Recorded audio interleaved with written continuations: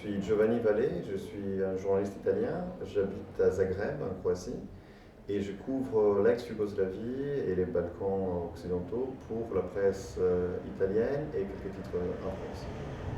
I'm Nina Brankovic, and I'm coming originally from Bosnia-Herzegovina, but I'm studying in Zagreb in Croatia. And my study is related to comparative politics, but I did my master, which was related to environment. Donc, je m'appelle Emmanuel Haddad, je suis journaliste franco-libanais, je suis basé à Beyrouth depuis 5 ans. Je travaille en freelance pour différents médias francophones et je travaille aussi pour 1538. Je m'appelle Anna, je viens de l'Ukraine. Je suis là en tant que journaliste et environnementaliste de formation. Je m'appelle Inma Navarro et je viens d'Espagne et je suis fonctionnaire. Et mon profil c'est scientifique, je suis pharmacienne à la base et j'ai connaissance de ces séminaires grâce à la fondation Robert Bosch et les alumni.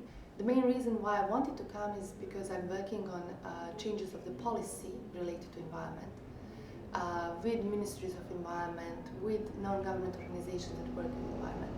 So this was a great and very positive option to come here and to network with other people, to discuss different examples, to see what we can do jointly to reduce pollution from industry, from other stakeholders that are involved. Quand j'ai reçu les programmes sur les séminaires, et je pensais que je voulais participer parce que l'environnement, c'est dans toutes les politiques. Donc, après, il y a un impact sur la santé, il y a un impact sur l'économie. Et je pensais qu'il y a des choses que je vais me rendre compte après ce séminaire. Et il y a aussi des choses que je peux apporter. Et je me suis dit que ça pouvait être l'occasion pour apprendre quelque chose sur ce qui se fait ici. Et ça a été le cas hier avec ces associations qui ont témoigné sur leur travail. Et pour ensuite voir que ce qui peut être intéressant comme histoire à chercher dans les Balkans. Parce que dans les Balkans, il y a aussi évidemment des problèmes d'environnement, comme partout, mais peut-être que la sensibilité pour l'environnement, elle n'est pas aussi développée qu'en France.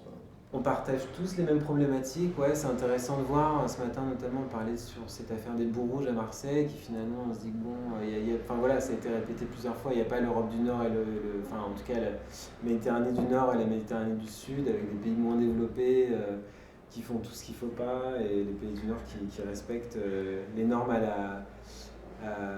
la règle. Et du coup, on partage tous les mêmes problématiques, les mêmes questionnements, et j'ai l'impression qu'il y a une prise de conscience qui est généralisée. Après, bon, il y a certains pays qui ont quand même plus de réglementation, plus de possibilités d'action que d'autres. Ouais, au Liban, on est quand même dans une situation où la justice n'est pas vraiment indépendante, où le paysage politique est très cloisonné. Pour moi, c'était important d'avoir plus de connaissances sur les fonds, sur des données, parce que beaucoup de fois, tu cherches des données, mais tu ne trouves pas ce que c'est important et que c'est vraiment la clé. Donc, on a obtenu des données, on a la participation des scientifiques marine avec des études de recherche sur les Méditerranéens. Donc, il nous a montré des évidences. Donc, ça, c'est d'une partie. L'autre partie, c'est avoir aussi l'impression des associations. Comment est-ce qu'ils collaborent, comment est-ce qu'ils essaient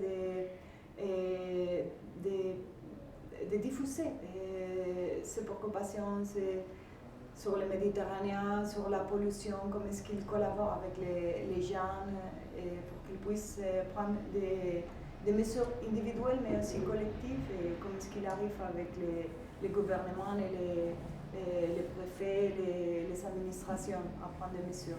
Ce qui était intéressant, c'était je pense notamment à une rencontre avec une journaliste qui est aussi scientifique, Tosca, de finalement revenir à l'essence du travail de journaliste et de voir qu'il se croise aussi avec celui des scientifiques. C'est la question d'avoir des faits, en fait, de savoir de quoi on parle. Et je pense sur les questions environnementales, c'est encore très flou. Enfin, je pense que même moi, ma génération n'est pas la première, quoi. Ça a commencé quand même depuis peut-être un demi-siècle, mais on est encore en train de chercher à établir des faits, des certitudes. Et là, sur la pollution plastique, on a eu une présentation hier sur cette plastisphère. Moi, je n'en avais jamais entendu parler, alors que je viens d'un pays où la pollution plastique est, voilà, c'est avéré, quoi. Et donc, il faut enquêter, il faut établir des faits, des certitudes, et à partir de là, pouvoir justement agir en termes de sensibilisation ou en termes judiciaires aussi, potentiellement, si nécessaire. Je suis venue avec une question, mais comment on est arrivé à cette quantité de déchets dans la mer? Et l'idée qui m'est venue dans la tête, c'est peut-être les bateaux qui circulent dans la mer et qui jettent directement dans l'eau. Finalement, on a posé cette question aux experts, et j'ai appris par exemple qu'il y a une législation sur Port Receptive Facility. Donc, le bateau qui vient, disons, de Turquie en France a le droit de déposer ses déchets en France. Donc, ils ont assez de stimulation, assez de liberté de faire normalement. Et l'intervention de ce matin, l'idée était de voir comment Marseille a évolué ces derniers 200 ans et quel a été le rapport entre industrie lourde, polluante et l'environnement. Et ça a été intéressant parce que le monsieur qui tenait la conférence nous a montré que même au début du 19e siècle, donc on est 1812, il y avait des industries qui faisaient du savon et qui polluaient, et il y avait les mêmes réactions. Les riverains ne voulaient pas ça, donc ils n'appelaient pas ça de l'écologie, parce que l'écologie est née bien plus tard, mais les problématiques étaient les mêmes.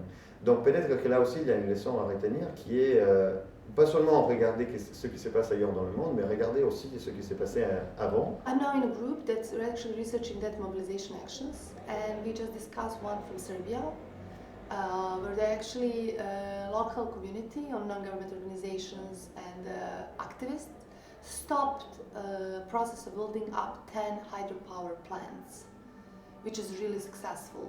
And why is that successful? Why it was successful? It's because it started as a prevention. At the point when they heard that the government signed some contract with the Italian company, they decided to go to protest and to lobby government, to discuss with them.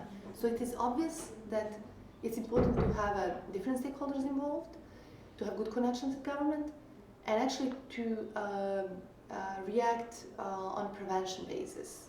Pour moi, la clé, c'est l'éducation avec les enfants. Ils sont les futurs et quelquefois, ils ont des bonnes pratiques. Le recyclage, ils aiment beaucoup, donc c'est un enjeu pour eux, mais en même temps, c'est la construction pour l'avenir.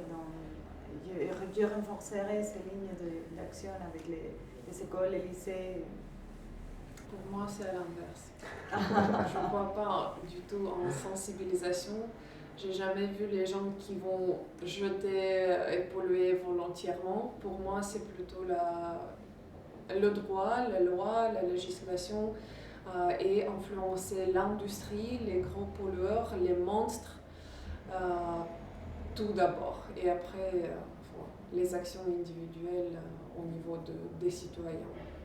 Ce sont de niveaux complémentaires, bien sûr. On a une législation, on a les droits et les sanctions au niveau du judiciaire si c'est nécessaire. Et peut-être on a besoin, avec les études d'impact, de les renforcer, bien sûr. Mais aussi, je pense qu'on peut faire des petites choses, c'est ce que je prends de ces séminaires. Le message peut-être de ces 3 jours peut être d'essayer de sortir un peu, de lever la tête, disons, et se regarder ailleurs, se regarder derrière et chercher du soutien.